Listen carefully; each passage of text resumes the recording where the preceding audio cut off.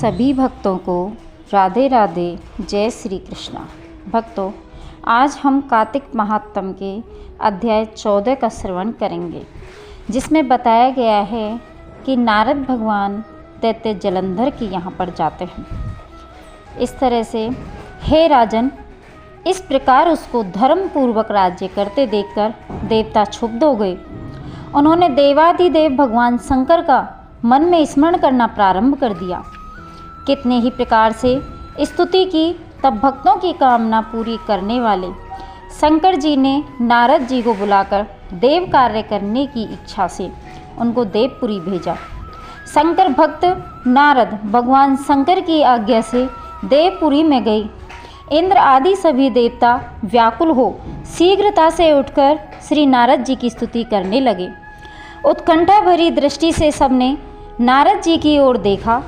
अपने सब दुखों को कहकर उन्हें नाश करने की प्रार्थना की। नारद जी ने कहा, मैं सब कुछ जानता हूँ, इसलिए अब मैं दैत्यराज जलंधर के पास जा रहा हूँ।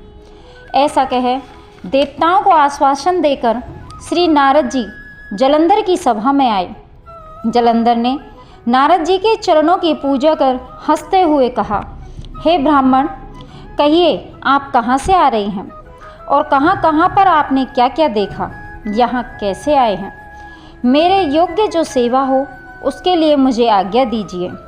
जलंधर के इस प्रकार के वचन सुनकर नारद जी प्रसन्न होकर बोले, हे दानवराज, महाबुद्धिमान जलंधर, तुम धन्य हो, क्योंकि इस समय सब रत्नों के भोक्ता एक तुम ही हो।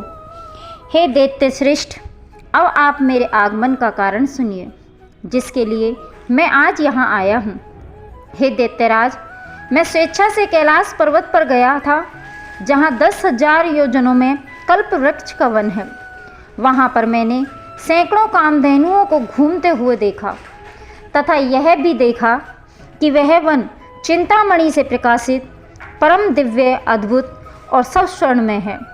मैंने वहाँ पार्वती के साथ स्थित शंकर जी को भी देखा, जो सर्वांग सुंदर, गौरवर्ण त्रिनेत्र और मस्तक पर चंद्रमा धारण किए हुए हैं।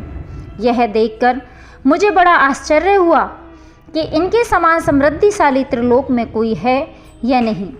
हे दैत्येंद्र, उसी समय मुझे तुम्हारी भी समृद्धि का स्मरण हो आया और देखने की इच्छा से तुम्हारे पास आया हूँ। यह सुन जलंधर को बड़ा हर्ष हुआ। उसने नारद जी को अपनी सब समृद्धि दिखला दी। उसे देखकर देवताओं का कार्य करने में इच्छुक शिव प्रेरित नारद ने जलंधर की बड़ी प्रशंसा की और कहा, निश्चय ही तुम त्रिलोकपति होने के योग्य थे। तुम्हारे लिए ऐसा होना कोई विचित्र बात नहीं है। मैं देखता हूँ और तुम्हारे पास सब कुछ है, किसी बात की कमी नहीं है। ऐरावत, उच्चैश्रवा, घोड़ा, कल्पवृक्ष और कुबेर की निधि तुम्हारे पास है। मणियों और रत्नों के ढेर भी तुम्हारे पास लगे हुए हैं। ब्रह्मा जी का हंस युक्त विमान भी तुम्हारे पास है, और धूतलोक, पाताल और पृथ्वी पर जितने भी रत्न आदि हैं, वह सब तुम्हारे ही तो हैं। मैं तुम्हारे इस प्रकार के रत्न ऐश्वर्य को देखकर बड़ा प्रसन्न हूँ, परंतु तुम्हारे पास कोई स्त्री रत्न नहीं है, इसलिए तुम्हारा यहाँ यह सब कुछ फीका है। तुम कोई स्त्री रत्न ग्रहण करो। नारद जी के इस प्रकार के वचन सुनकर दैत्य काम से व्याकुल हो गया। उसने नारद जी को प्रणाम करके पूछा कि ऐसी स्त्री कहाँ मिलेगी जो सब रत्नों में श्रेष्ठ हो। यदि ऐसा रत्न कहीं मिले तो मैं उसे अवश्य लाऊंगा।